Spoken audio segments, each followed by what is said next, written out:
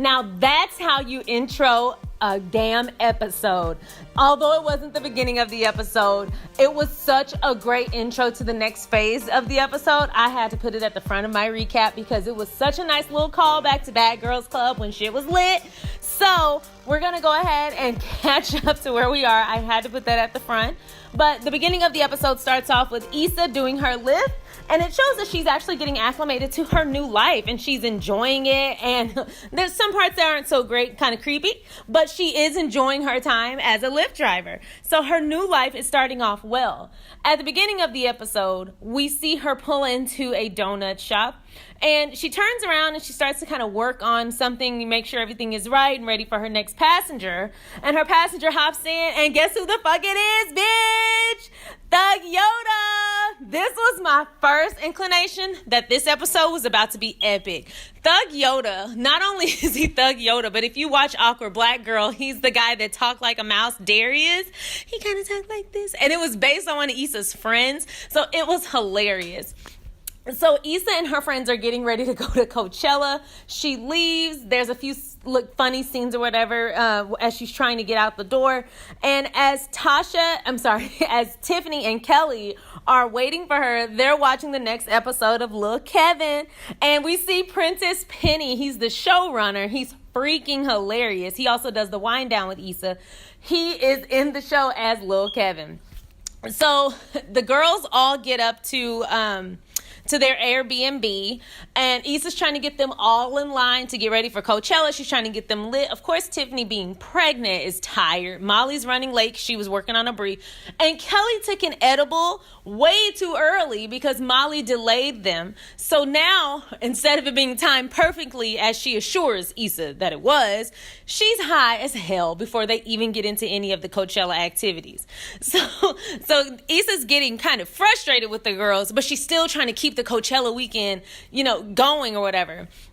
So eventually they all fall asleep, girl. Molly comes up, finishes her brief, and it's a really good time, and everything kind of works out perfectly.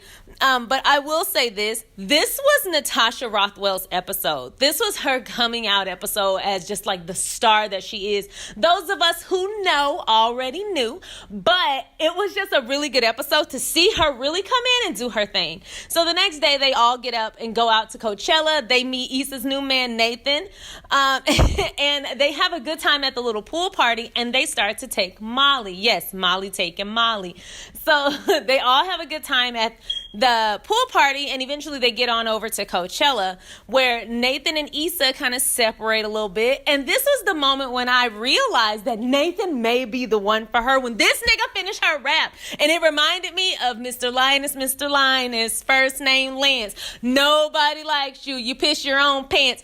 Oh my God, the moment that I fell in love with Daniel, they brought that shit back and gave it to Nathan. While I still love Daniel for my own reasons, it was nice to see Nathan connect with Issa in a place that she is feeling safe and loved, and that's her music. That's where she feels loved. So later they get on the carousel or the Ferris Wheel or whatever, and things just get heated. They get stuck up there, and you know what? Issa's been into it. Both of them been taking Molly or whatever, but she was into it, he was into it, and they just made it happen, and we finally see them go to that next step. Down at the party, though, Kelli gets into it with these bum bitches and these guys who took their quote-unquote spot in the field, and during this fight, I hollered. She was yelling out some badass one-liners that had me rolling. This was her episode. When she was like, I'm reclaiming my time and my space, I screamed. But you know what? When they heard them drums after she got kicked out, she couldn't help but to say, you know what? Beyonce or buzz. Before she could even get that buzz out, bam. And you know what? Let's see that again, because that shit had me rolling. We just got to see that one more time, because that was one of the highlights of this episode for me, because they really got silly and I loved it. So thank you so much. I'm sorry to put you through it again, but bam. I'm sorry. Kelli had to take one for the team, but you know what? Beyonce or bust. And you heard them drums going off. Hey man, you got to do what you got to do. She tried her best. And you know what? That's one of those things that it will go down for the rest of their friendship, whatever, as like an epic moment, although Issa wasn't there.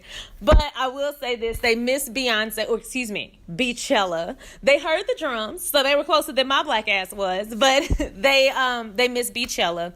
But they ended up having much more of a friendship moment by having those memories and being silly, because when you're at this stage of adulthood, like in your 30s, your friendships do waver a bit. We finally kind of zoom in a little bit closer to Tiffany, and we've seen hints of this all season where she was upset, and it's fine when they all had a group chat without her, and that's actually kind of hurtful. You can say what you want, but if you're in a friend group and the rest of the friend group have a chat without you, it is a little fucked up. But you can see here that she's saying she feels a little slighted. She doesn't feel like she's part of the group anymore. And while that's totally, like, that's messed up and it's sad and it's hard to see on the show, it's totally understandable. I was the first of my friend group to get married. Another one of my friends was the first to have a baby. We all moved to separate states. We all met in Texas, and I live in Florida. My best friend lives in Kansas, and my other best friend lives in Austin. Well, she's still in Texas. But we all don't get to see each other that much. And now that we all have life changes, it does change the damn dynamic of our friendship. So I felt Tiffany on like a deep level when she was like, shit is different now.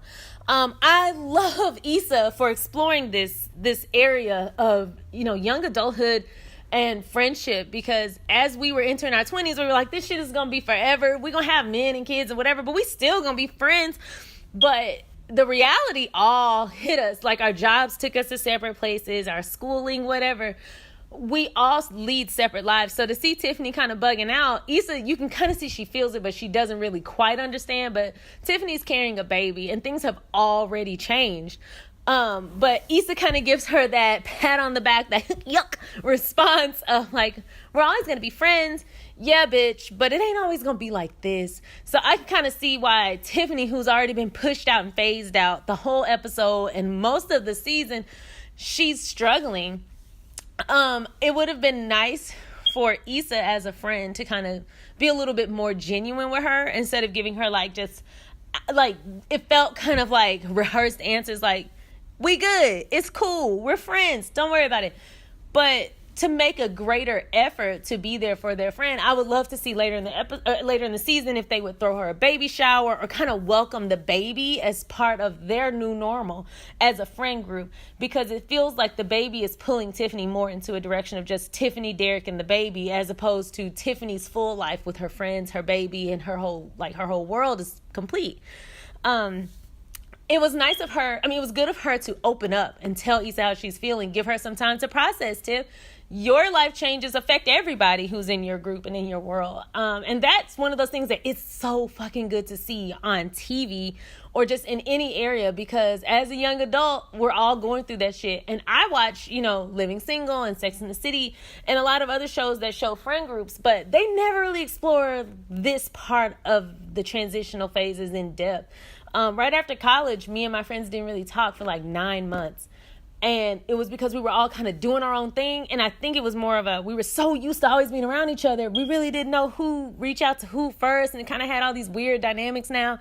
And throughout, we've always seen each other through our boyfriends and friendships. But then my black ass got married. So it's kind of like, oh, that's just forever. So like, instead of it being our friend group, they now have to accept him in a way because they know he's forever. When my other friend got pregnant, her having that baby, it was like wow, like you had a whole ass baby. So I understand the friends kind of being reluctant to just being so super open, but I want to see that develop throughout the season. Good job, Issa. Good job, writers. Love where the show is going.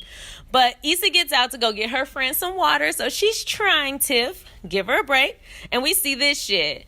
Chad, he's there. We already had some foreshadowing earlier in the season with the bench. Her and Nathan come across the bench. But not only is Chad there, but bitch, Lawrence is there too. And you know what? I hollered. Me and my husband was like, bitch, no he didn't. I cannot believe it. They all tricked us. And I be stalking all of them, the writers, everybody on social media, looking for a hint. And then we get to that epic ass wide shot. So it was really nice. But it was really nice to see that. But that's where I want to end the recap. I was so fucking hyped. Lawrence is back, y'all. Oh my God. Cannot wait to see where this is about to go. Good job, Shakira. You got everybody. He had all these debates. But Lawrence Haas, stand up. And I'm still Daniel, Team Daniel, and Team Nathan, and Team Lawrence, because you're not going to stop my shine. But I'm happy to have Chad back. Tell me what you think in the comments below. Let me know how you feel. Tell me what you're looking forward to and any predictions you have in the comments below. And I'm out.